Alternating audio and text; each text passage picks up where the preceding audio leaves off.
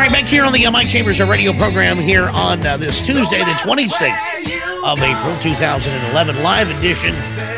Pleased to bring to the microphone Steve Skidmore of EndlessFraudDetection.com. Steve and his cohorts have been looking into foreclosures, forensic audits, into how these mortgages work, and the like. And Steve, welcome to the program.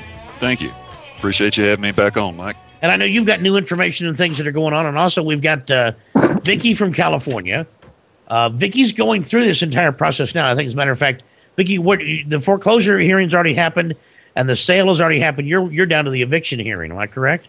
Yeah, we are sitting here. We've actually got a stay on the last eviction notice that was given us. We were supposed to be out of here Thursday before last. We were able to get a stay from the judge until this next Monday we go back into court. Wow. So now how long of a process has that been for you? Has this taken? Well, it's been a really long process for my sister. It's her, it was under her name. She had the family farm after my father passed away. So the rest of the siblings, there was 7 siblings, and we all agreed, since we had all kind of moved on and everything, that she should be the one to stay here and have control of the place and fix it up. And so she's been dealing with this. It first started when she first got this last mortgage through IndyMac, through a mortgage cinch network that came to her place of business and had her sign all these documents. And obviously now, as we look back, there was, truth in lending violations all over the place in the very beginning of this. So March of 2007, and then in March of 2009 is when she started running into complications, when her fiance, who had lived with her here for over 10 years, suffered a heart attack, and it kind of put him in a tailspin. When they went out seeking some, they just wanted to get the loan redone, refinanced, but they were pretty much enticed in through IndyMac to, no, you don't want to do that route, let's look at modification. So when that came to the table, it just seems like all sense of law and order went out the window.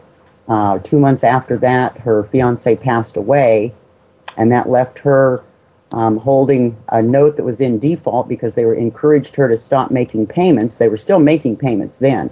They encouraged her to stop making the payments because of now they wanted to call it it was a hardship modification because he had passed away. So as she was jumping through those hoops to qualify for this modification, lo and behold, she was blindsided by another company, Regional Mortgage Services, that came and posted a default notice on her door. So that was back in July 15th of 2009. So we're coming up on 3 years here of hell for her. I came down from Idaho last May and started looking at what had transpired. So I've been involved since last May at trying to put this together. Wow. And Steve, a lot of what she's mentioned, although you've not had a chance to look at her case or anything like that, sounds very, very familiar, does it not? Absolutely. I've heard the same story from 1,000 people. It's very typical, and IndyMac, being one of the most predatory lenders out there, fell into a lot of trouble, had to sell out. They regrouped, and they now call themselves One West. A very interesting thing with One West. I'm looking at an article right now from the Associated Press. Government orders 14 lenders to reimburse homeowners. Just the first 2 paragraphs here. Washington federal government on Wednesday, that would have been Wednesday the 16th, I believe, of the nation, ordered 16 of the nation's largest mortgage lenders and servicers to reimburse homeowners who were improperly foreclosed upon. Government regulators also directed the financial firms to hire auditors to determine how many homeowners could have avoided foreclosure in 2009 and 2010.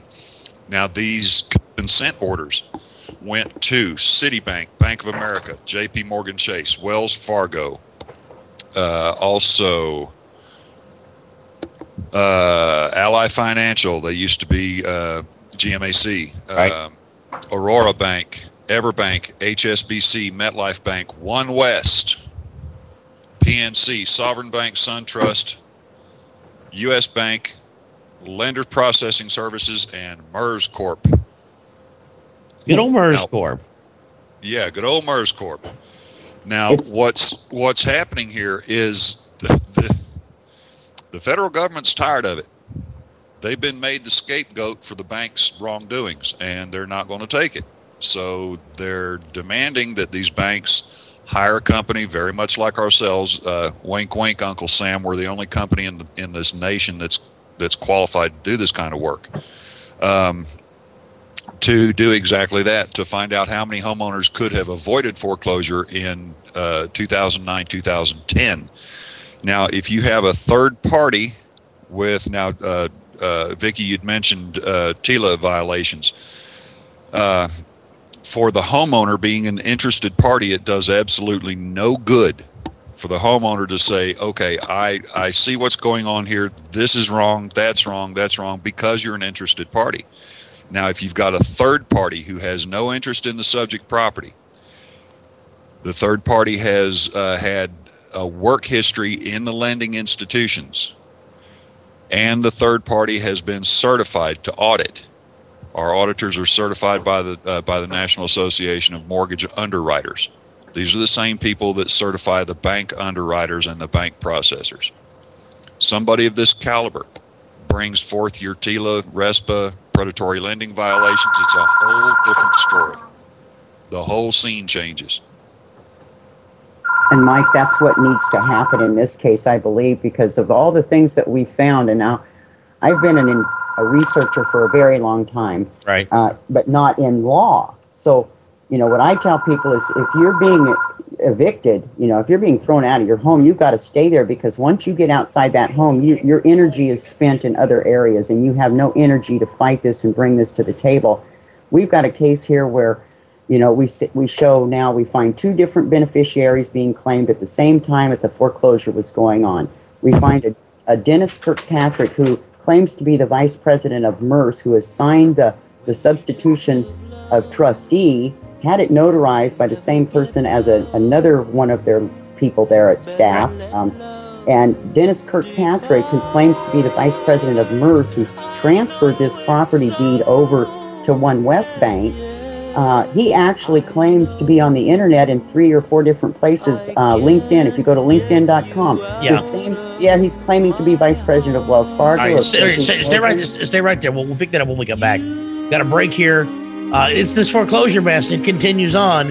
Back in just a minute here on the Mike Chambers radio program.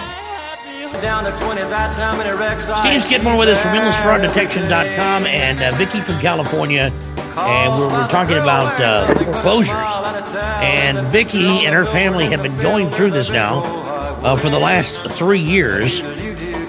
And instantly, when I began hearing the details of this and the conversation I was having with her and another person on Sunday, instantly knew. I mean, within seconds, knew that from a conversation with Steve and others, and things that I have been reading over the last 2 years, that her situation sounded like so many others that are taking place now. And so I got Steve involved here to come on, because I know he's got updates as what's going on as well.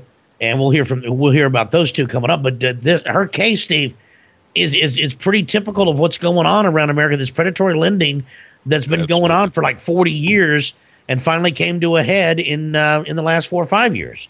Mm-hmm. Mm-hmm. Well, predatory lending actually got its toes in the starting blocks in 1999 with the passing of the Graham-Leach-Bliley Act, which overturned the Glass-Steagall Act. The Glass-Steagall Act put an end to the bucket shops, or the latter day, or the former day, that is,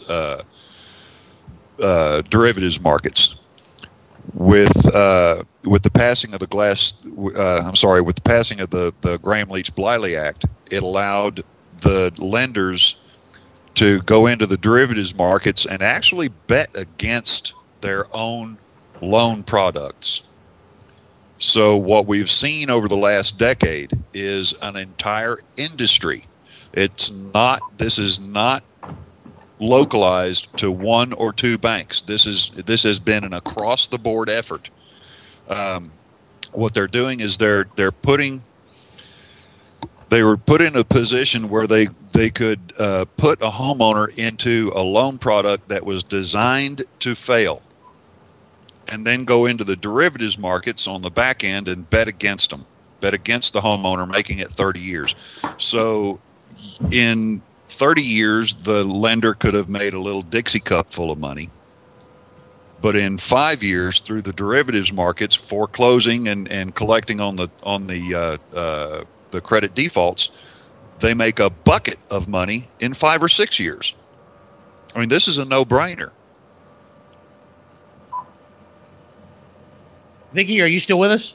I'm here. Yeah. You know, and that's one of the things they knew. They knew these things would fail, and then they would come back on the back end when you couldn't, and they would count it on and do it all over again. And you could probably probably one of the reasons why they can't find the documents is because there were probably signatures that were added, other things that were done to it, because some of the research I've done looking at this, they weren't above taking people's names and tracing them on contracts, other things having 2 or 3 sets of contracts inside the initial stack that people signed. So, I mean, this was dog eat dog, you know, kind of predatory lending that, I mean, I don't think anybody would have ever expected. Mike, you got to understand a little bit of something about a negotiable instrument. As soon as you sign the note, that is a negotiable instrument. Right. Your signature creates it. That negotiable instrument can be sold or endorsed to someone else. For a negotiable instrument to be properly transferred, it has to be endorsed on the back. That's why they have something called allonges. Sometimes these things will be traded so many times you run out of room on the back of the note. So an allonge, according to statute, an allonge, which is a blank piece of paper, is to be attached to the back of the note in such a fashion as to destroy the documents if separated. And then you putting more names on it. Well, that's not what they do anymore. They tread spreadsheets on Wall Street. Nobody endorses the notes anymore. So without a true endorsement, there can't be a true conveyance. And Steve, if I might interject, what I found in doing the investigation throughout this case, I just had to put up a big sheet of freezer paper and I just lined the whole thing out of how things transferred over from one person to another. Well, when they injected MERS into the whole system, MERS is an electronic-based corporation, and that's what sold the investors is, oh, here's this quick way of doing business. It's all electronic. We bypass the county recorders. You know, we save this money. Well, it looked good, and then they went into a feeding frenzy. Well, with MERS, they collected all of these promissory notes, but they were never fed back into a system. And so they got lost out there somewhere. I don't know if they're sitting in somebody's file cabinet somewhere, but these notes never followed. They just started, and if you look at the deed transfers, it always says on the deed transfer, accompanying with the note, the promissory note attached. There is nothing that was ever attached to move it forward. They went into a feeding frenzy. They got all these people to sit around these desks and sign 10,000 documents a day and never looked to see if even the deeds matched the loan numbers. There's just so many. Here's a bigger problem with MERS and transfer of assignments. 95% of what MERS transferred was only the mortgage. Now let's go back to Carpenter versus Longan. I'm reading from Carpenter v. Longan, 83 U.S. 271, and this is an 1872 Supreme Court case, in where it was decided that, let me scroll down to it, the note and, quote, the note and mortgage are inseparable. The former as an essential, the latter as an incident. An assignment of the note carries the mortgage with it, while an assignment of the latter alone is a nullity. What do you think MERS did? They assigned only the deed of trust. They bifurcated these instruments. If you'll think of a 3-link chain, very short chain, it only has 3 links. The 3 links you can call the negotiable instrument, the security instrument, and the real property. It's the security instrument, that is the mortgage or deed of trust, secures the real property to the note. If you take that security instrument out, it's no longer a secured debt. It's now an unsecured debt because the real property is not attached to the note by the security instrument. It's not secured to the note, to the negotiable instrument. However, without fail, upon foreclosure, they put a lien on the real property. That's against the law. The trick is, how do you get that in front of a judge to understand it? Well, with the proper paperwork